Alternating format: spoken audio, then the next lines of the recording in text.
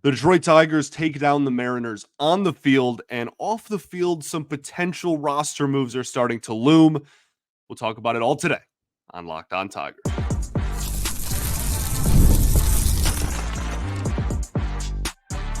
You are Locked On Tigers, your daily Detroit Tigers podcast, part of the Locked On Podcast Network, your team every day.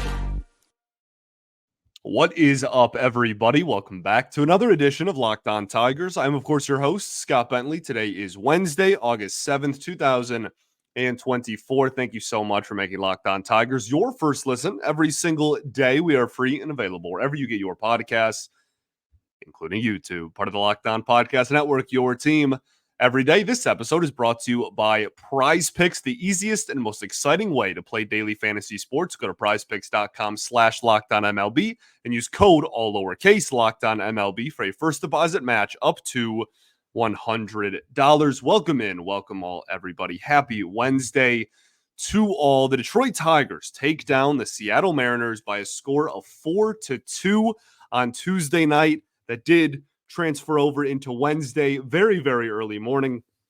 But nice 4-2 victory. The Tigers improved to 54-60 now on the season.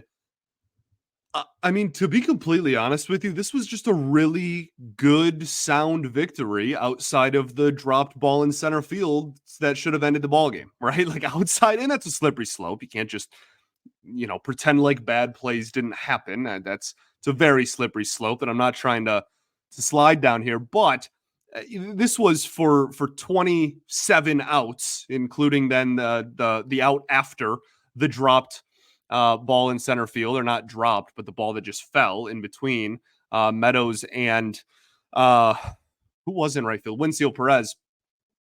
I mean, outside of that play, it was honestly a really sound game. Really solid win. Some good baseball being played, some good situational hitting, some really good situational pitching. We'll talk about that plenty in this ball game. A really good starting pitching performance. Bullpen looked pretty solid. Defense, again, aside from one play, I thought looked pretty solid. You had a rookie catcher behind home plate who's been in the big leagues for less than 2 weeks. I thought he looked pretty darn good back there. Like, I was really pleased with this win that was against a team that, if the season ended today, would not only make the postseason, but would win a division. The Mariners are in first place in the AL West. At least they were going into this game. I don't know what Houston did on Tuesday night.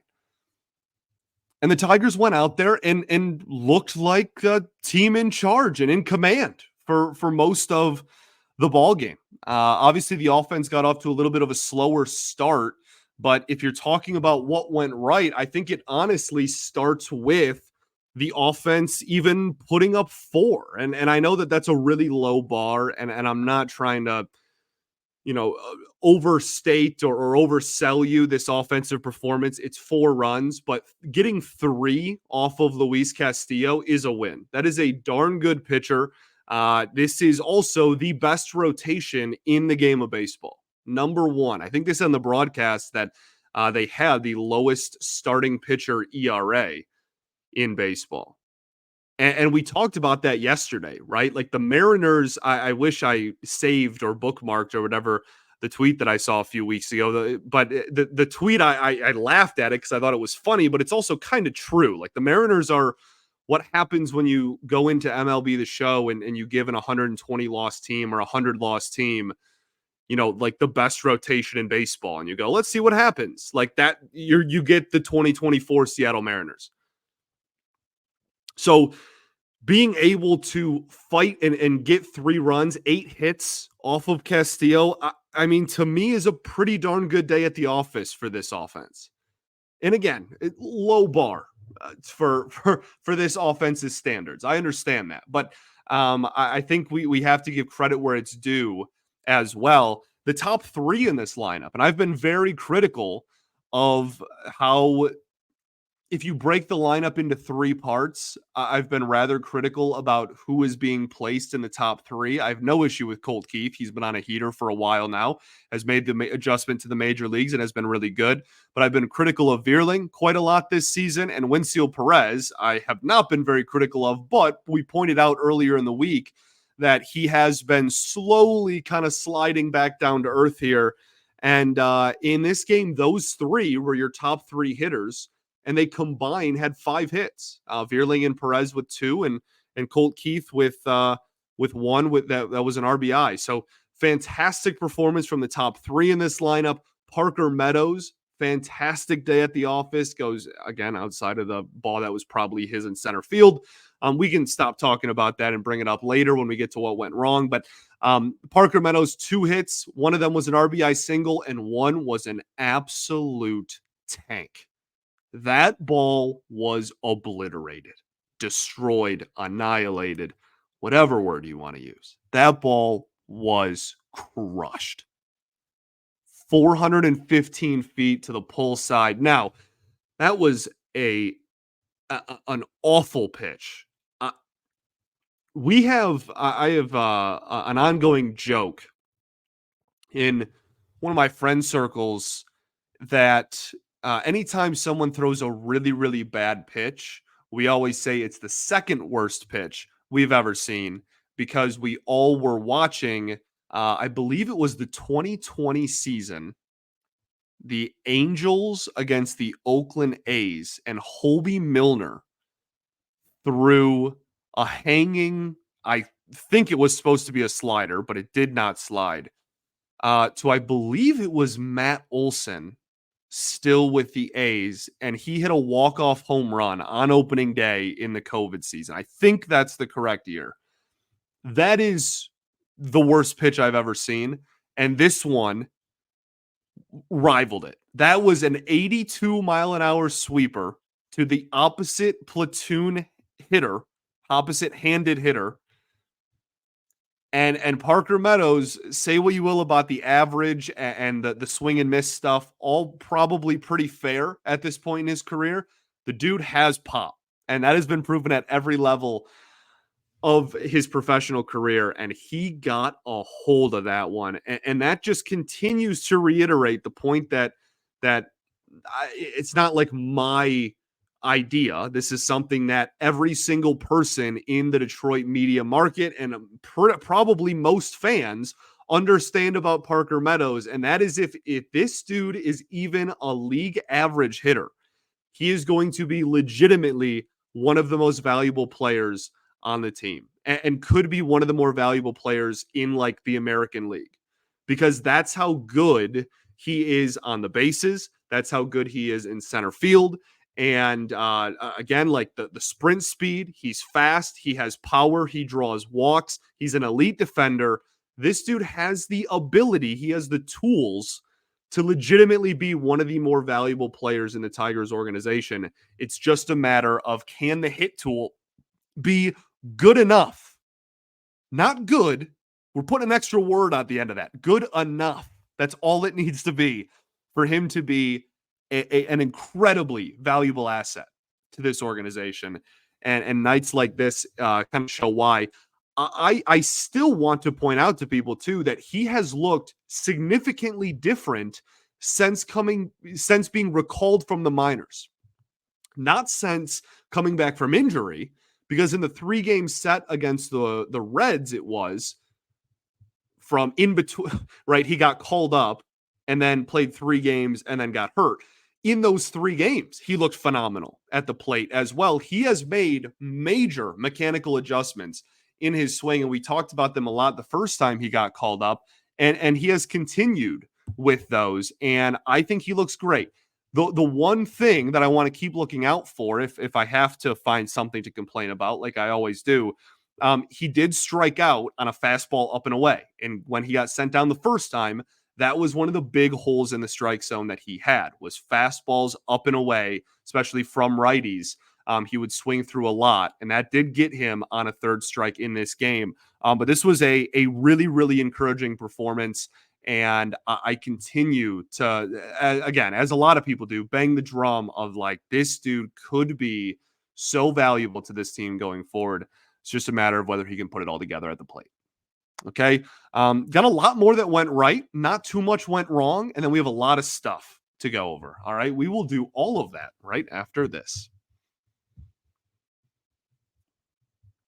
Got to talk to y'all today about our friends over at Prize Picks. Prize Picks is the easiest and most exciting way to play daily fantasy sports because, unlike other apps on Prize Picks, it's just you against the numbers. On Prize Picks, all you do is pick more or less on 2 to 6 player stat projections and watch the winnings roll in.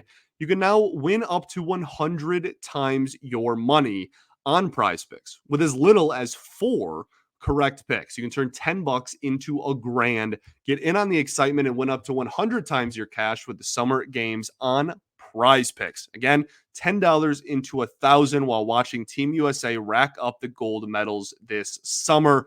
So much fun action to get in on over on the Prize Picks app. And if you download the app today and use code LOCKEDONMLB, you can get a first deposit match up to $100. Again, that's LOCKEDONMLB on Prize Picks for a first deposit match up to $100. Pick more, pick less. It's that easy. All right, everybody, welcome back here. Segment 2 of Locked On Tigers. Appreciate y'all for tuning in as always, making us your first listen every single day. Shout out to the everydayers that do tune in every day. We will, of course, be back tomorrow recapping Game 2 here, as well as talking about anything else surrounding the Tigers organization. Thank you for making us your first listen, and also make sure to check out Locked On MLB and make it your second listen. Host Paul Sullivan, a.k.a. Sully, great dude, is here to provide daily national expertise with his trademark humor to help you get ready for the MLB playoffs here in the dog days of summer. Again, Locked On MLB, available on YouTube or wherever you get your podcasts. Of course, part of the Locked On Podcast Network, your team every day. So talking about what went right in this ballgame, gave some credit to the top third of the lineup there. Matt Vierling, I thought, looked pretty solid at the plate. Colt Keith, I continue to be impressed by his ABs. He went fishing on one curveball today, but besides that, looked pretty darn good. And then Wensil Perez, man, it just goes up there and is a grinder. I love the dude. He just makes stuff happen. Like we kind of joked about, and like Clay Snowden over at Just Baseball always says, man, like he really is he just makes stuff happen. Gotta love Wensil Perez. Javi Baez gets a 4-pitch walk. I tweeted this out. How demoralizing is it as a reliever to come out of the bullpen? The first batter you face is 9-hole hitting 2024 Javi Baez, who has an OPS in the 400s. And you go, okay, this is a great place to start. 4-pitch walk. If first thing you do out of the pen is 4-pitch walk Javi Baez in the year 2024, really any year, but especially 2024, I almost feel like baseball should have like a clause in the 3-batter minimum where, okay, if you 4-pitch walk Javi, though, you're allowed to actually get pulled right away, because that shouldn't be a thing that anyone in the sport at the major league level should be doing. I think that that's a cool clause we can pitch to MLB and Manfred and whatnot. It's not more ridiculous than starting a runner on second in extra innings. I don't think so. I really think we should run with this. I think we should pitch it. But I was stunned. I was blown away that was how that inning started. And it worked out pretty well. The thing also with Javi, this is obviously a joke before anybody starts being like, oh, he's worth the money because 500 OPS. It's a joke. Calm down. But he is on 500 OPS watch. It's up to 496, everybody. Okay. It's up to 496. We're creeping into that 500 mark. I might keep a rolling tally, like every AB. Be like 500 OPS watch. I'm going to do that. I'm doing it. Okay. Decided. Dylan Dingler, I thought, had a really good game as well. Had a really nice hard hit down the third baseline in this ball game. But also, I think just looks really comfortable behind the plate, man. I really do. I think that not only did Montero recover really well, and we'll talk about him in a second, but I think that that a lot of that has to do with Dingler. In Montero's last outing, he got popped by the Royals. The first three batters of the game gave up 3 runs, and then only gave up 1 and lasted until the 7th. Right, Dingler was behind the plate for that game. I think that that's a really good sign for both of them. But I continue to be impressed by how Dingler looks. I want him to get challenged a little more, which like you can't force that. Some team is just going to eventually. But I want to see how he deals with a lot of, like speed or just honestly base runners in general on the base paths in an outing. But I'm really impressed with what I've seen so far. Yeah, like again, all in all, offensively, this was a fine performance. They didn't score 12, right? But this is a really good pitcher. This is the best rotation in baseball, and they went up there and got 8 hits off of them in 3 runs. And I'm going to take that. It's a quality start for Castillo still, absolutely. But I'm pretty pleased with how the Tigers' offense looked, and the pitching for the Tigers looked exceptional. Keider Montero goes 6 innings, 4 hits, 1 earned run, 1 walk, and 8 strikeouts. I'm so glad this happened in the context of this show, right? Like, because literally yesterday's show, we talked about the players that have the most to gain and lose the rest of the year. That was literally yesterday's show. And I got not a ton, but a little bit of pushback from people on me saying that Keider Montero had the most to play for, really, the rest of the way in these last 2 months of the season. It had the most riding on these last 2 months. And he goes out there and he looks exceptional. The best start of his major league career, I think, bar none. He's had a couple pretty solid ones before this as well, but this was sensational. Now, it is worth noting the Mariners offense is an atrocity. It is absolutely brutal. And the only reason, as we stated at the beginning of the show, that they are in the position they are right now is because of their rotation. Okay, we're going to get that out of the way. But I thought he was executing pitches really well. I thought the stuff looked fantastic, as we've been saying for a while, right? Like Montero has had good stuff always. It's just a matter of, him putting it where he wants it to. There were still some shaky moments in the game for him. There were still a couple moments where some pitches got away from him. There was not fastball command. We'll talk about the fastball in a second. Slider command was kind of inconsistent. He also has 2 different shapes on it, right? He has more like the curveball one and then more of the slidey one. And I think that the curveball, the thing that I was most impressed with, and it's a dangerous game, right? But I love the fact that he was throwing the loopier kind of curveball pitch that he has to lefties as a righty, and he was throwing them in the zone, and it was getting like knee buckles and getting called strikes. That takes guts, okay? That is a gutsy, you're putting it on the table, okay? That is a gutsy decision to make on a consistent basis, because if that thing's even a little bit too high, it's still in the air right now as you're listening to this. But he was hitting his spots with it and was getting called strikes, and then he goes a little bit lower in the zone and gets some swinging strikes. Was throwing the slider low and away to righties, getting some swinging strikes, pinpointed it low and away, kind of borderline, is that a strike? I have to swing, but I'm also not going to hit it. Wonderful. But the biggest thing in this game to me was the fastball up. That opens the door for everything else to work for him, right? The tunneling of that curveball that I talk about, it looks like a fastball at the top of the zone, and then it falls off the kitchen counter, and it ends up at your knees for a called strike. That pitch only works to lefties if you have an effective fastball up in the zone that's a swing and miss pitch that the hitter has to respect, and he had that in this ball game. And to me, more so that, because again, the command was still kind of shaky, to be honest with you. He wasn't pinpointing up there. But I think that the fastball getting swings and misses as often as it did up in the zone opened the door for literally everything else to succeed, including the continued success of that fastball. Obviously, I was unbelievably impressed. I continue to be. I'm a believer in Montero being a major league pitcher. It's all going to come down to consistency, and the consistency will determine what role he has at the major league level. You're talking about a ceiling of a guy that, look at the stuff in this game. Like that's a middle rotation arm at its best, right at its peak. It's a pretty darn good pitcher. And if he doesn't figure out the command, then they're going to throw him in the bullpen. And I think he could be a pretty effective reliever as well with the stuff he offers. But for the rest of this season, he should be a starter. He will be a starter, and he's playing for some notoriety and respect going into 2025. Okay. We're spending a lot of time on what went right. What a good ball game. Okay. We'll wrap it up. Then we'll talk really quickly about what went wrong, which again was not too much. And then, like I said, actually have quite a bit of stuff to talk about. So we'll do all of that right after this. Got to tell today about our friends over at Liquid IV.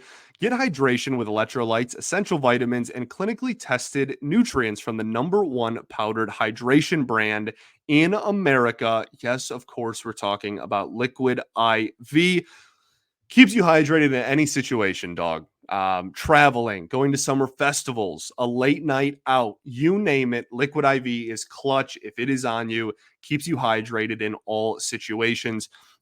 It's again so easy to just get all the nutrients and vitamins that you need. You tear, you pour, and you live more. One stick and 16 ounces of water can hydrate better than water alone.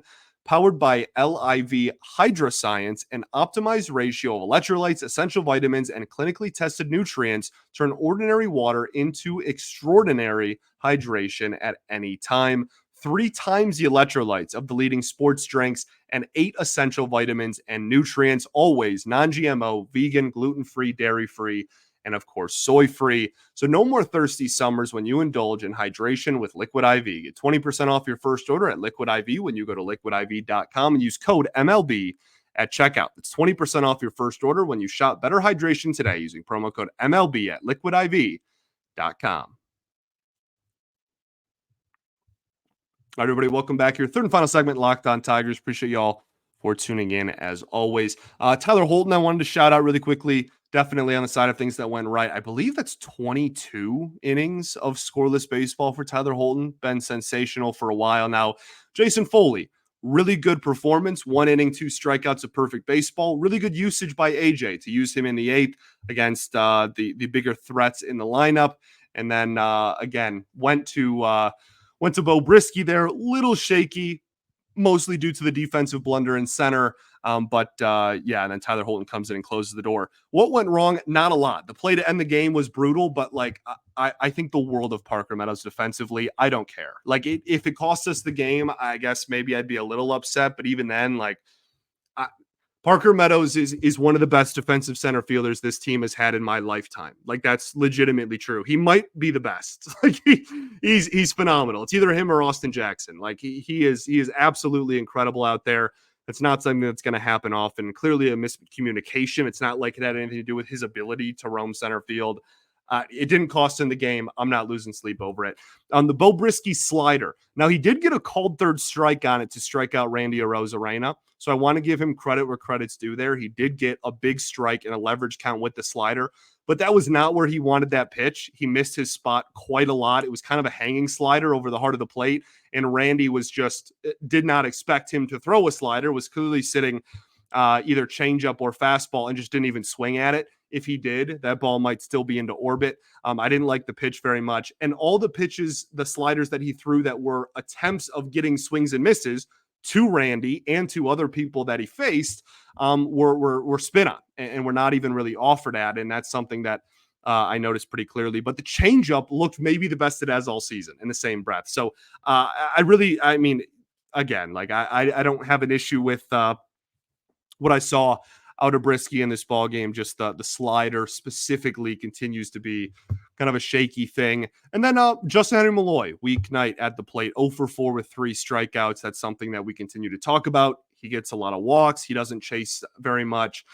He's been getting better at hitting balls in the zone at different parts of the zone as well. But he still strikes out a ton. And that is something that he needs to make a lot of adjustments on. Let's talk stuff. Okay. What do I want to start with? Spencer Torkelson, mashing in AAA, has had some mechanical changes that was part of the controversy when he got sent down was, is he willing to make mechanical changes, et cetera, et cetera? Looks like he is. He's made some, and actually, I want to give a shout out to Raj over at Tigers Minor League Report, Motor City Metrics, etc. He had a nice breakdown of kind of the slight mechanical tweaks that Torque has been making. I'll retweet it or something so it's easy for people that listen here to find. But he has made some adjustments. Hand placement, bat paths a little bit different. Also, just stance in general, not as upright. So something to keep an eye out for. We'll see. I think the promotion's like looming. I really have a hard time believing he is mashing. He's like crushing everything at this point. I think it's to the point now where you got to call him back up, and it's not like you don't have room. Gio Urshela.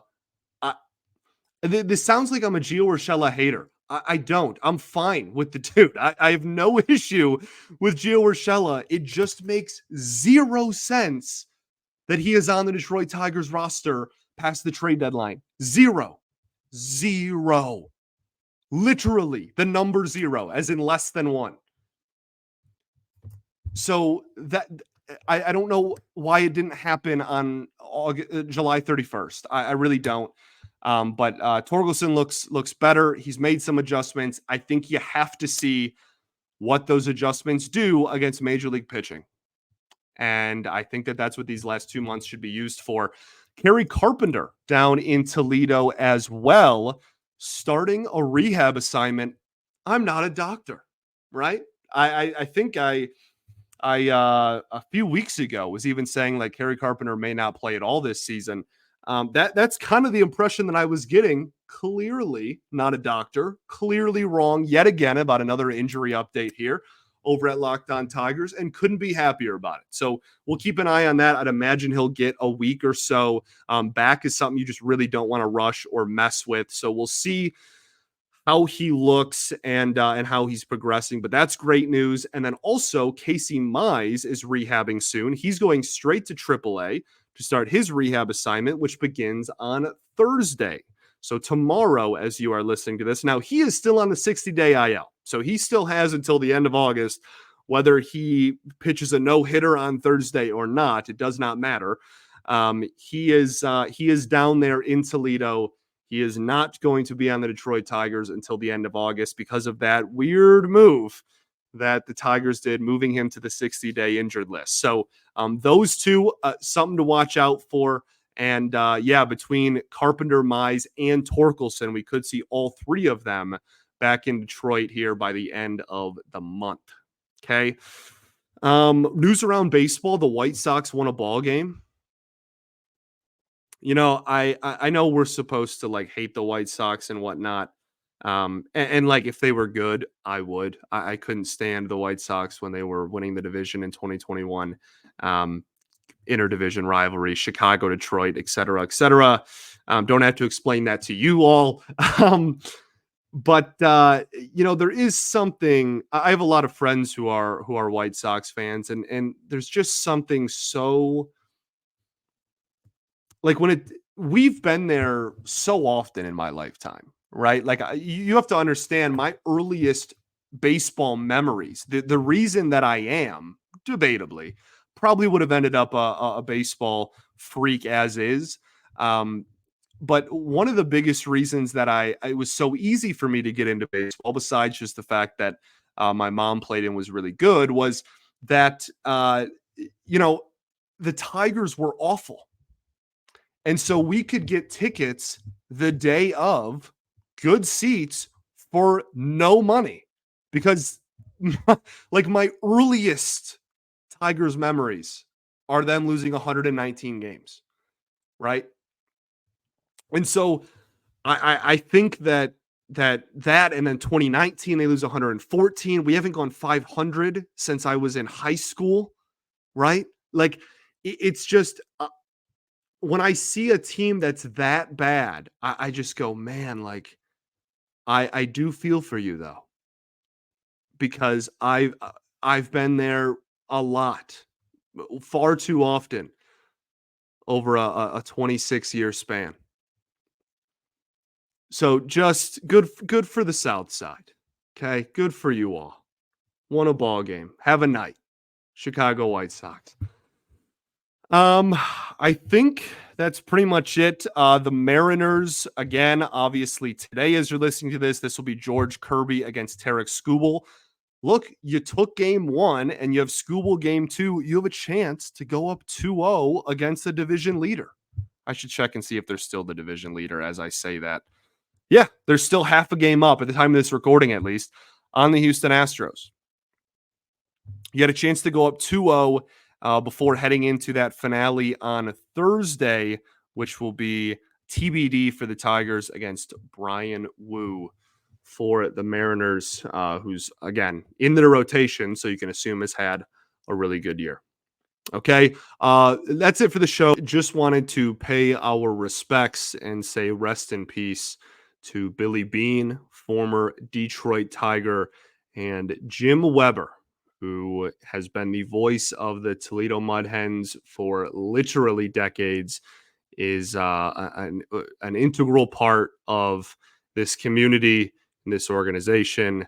May they both rest in peace. Just wanted to end the show by acknowledging those two gentlemen who did a lot for the Detroit Tigers organization. Okay.